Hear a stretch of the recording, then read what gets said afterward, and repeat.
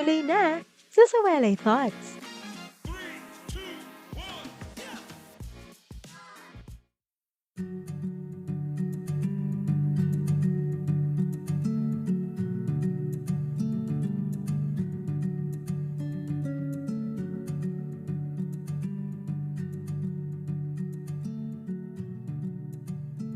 Ilang beses nyo na ba naranasan na ginugusto kayo ng isang tao, pero wala naman silang ginawa or ginagawa para mag-level up kayo?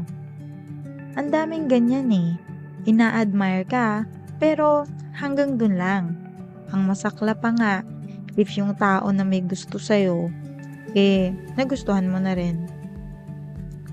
In my previous experiences, hindi naman ako naghahanap ng relationship, pero there were people who tried to tell me na gusto nila ako. But I was also told several things like, I am intimidating, that's why he did not pursue anything further. Meron pang isa, I am too independent and ang hirap i-pursue ng isang single mom na kagaya ko. And so on. Parang these men are trying to project na ako yung problema. And ako yung need mag-adjust. Did I adjust? Of course, hindi. I don't want to be in constant battle with a man's ego. I know I am not perfect and I am not trying to impress anybody. Pero if one keeps finding faults against who I am, I think that should not be my problem anymore. There's really nothing I can do to change the situation. Buti na lang din before lumalim yung affection ko, nalalaman ko na yung mga rason nila sa buhay. So kahit papano, move on tayo. And there are maybe several reasons why people like someone but they never pursue them. First, maybe the person is emotionally unavailable. That's why he or she is not ready for a relationship. Or they are not just into you. Maybe they like hanging out with you or they like your friendship, pero they are not that interested. Yun yung pinaka-simpleng dahilan bakit hindi pinupursue yung isang tao. Right now, I am experiencing this ginusto pero hindi pinursue scenario again. Kaya nga ito yung episode natin ngayon. And honestly, umiyak ako with this one. However, I cannot blame that person for not risking it with me. But I swear, if you're in my shoes and you have seen my plans with that person and how much affection I have, you'd probably cry too. This one hits different. It hits different this time. And to all the people na nakakaranas nito, whether babae kayo or lalaki, everything we're feeling right now is valid. Konting inis, disappointment, sadness, feeling underappreciated, self-doubt, lahat yun justifiable. Lalo na if you had been led on. Yun yung masakla pa. Someone leading you on and making you believe na seryoso sila sa'yo.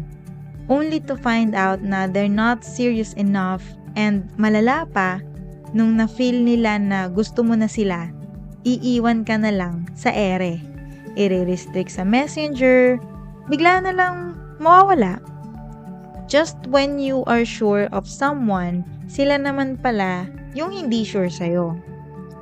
And ako, despite all that happened, I still have faith.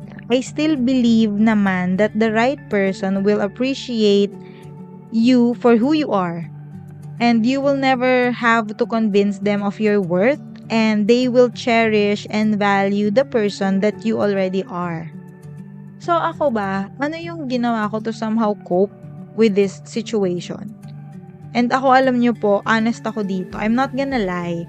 While being sad and finding faults on where it went wrong are my go-to reactions on these types of situations, I learned not to overthink the things I could have done to make people stay. Instead, I work on myself for myself. I focus on my goals and personal development. I also chose to nurture the existing genuine connections around me, like yung sa nanay ko, sa dalawang babies ko, sa mga friends ko.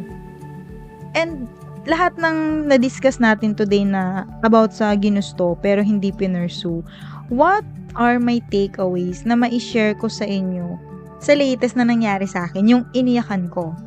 Una, girls or mga pre, you're gonna be okay. Sinasabi ko rin yun sa sarili ko, I'm gonna be okay. I figured na rejection is a part of life and we are bound to experience a lot of it. Not everyone na magugustuhan natin will reciprocate the same level of interest and affection. And that's okay. In addition to that, just because someone likes you does not obligate them to engage in a more meaningful connection. If hindi ka pinursu, please know it is never your fault. Walang mali sa'yo mga pre at mga mare. Second, I also used to believe na actions speak louder than words. Pero sa na-experience ko ngayon, actions could still be deceiving. Dapat pala nagmamatch talaga yung words natin sa actions. They are both essential parts of a relationship. Words for your intentions and actions for assurance or reassurance. And ito na yon, in this world full of ginusto pero hindi pinursu, I hope we all find someone who has the courage na mag-take ng risk kahit na hindi sigurado yung future. I hope we meet or find someone who's willing to commit and wants to be a partner and not just have you for fun. I also hope we all experience the kind of love we truly deserve. One born out of sincere feelings and genuine connection. The kind of love that gives a sense of security and peace. Yung hindi ka mag-iisip kung anong papel mo sa buhay nila. Sana matagpuan natin yung pag-ibig na handa tayong panindigan. Padayon mga langga.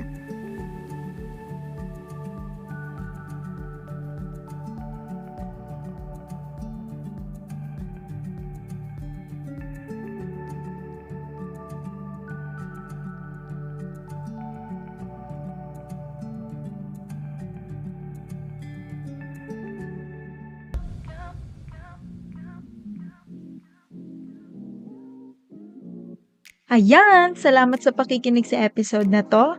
Follow me on Instagram at Sawalay Thoughts and leave your comments there or sa Q&A portion ng episode na to. You may also follow this podcast to stay updated sa mga latest episodes. Again, ito po ang babaeng madaldal na walang makausap. Daldal again next time dito sa Sawalay Thoughts.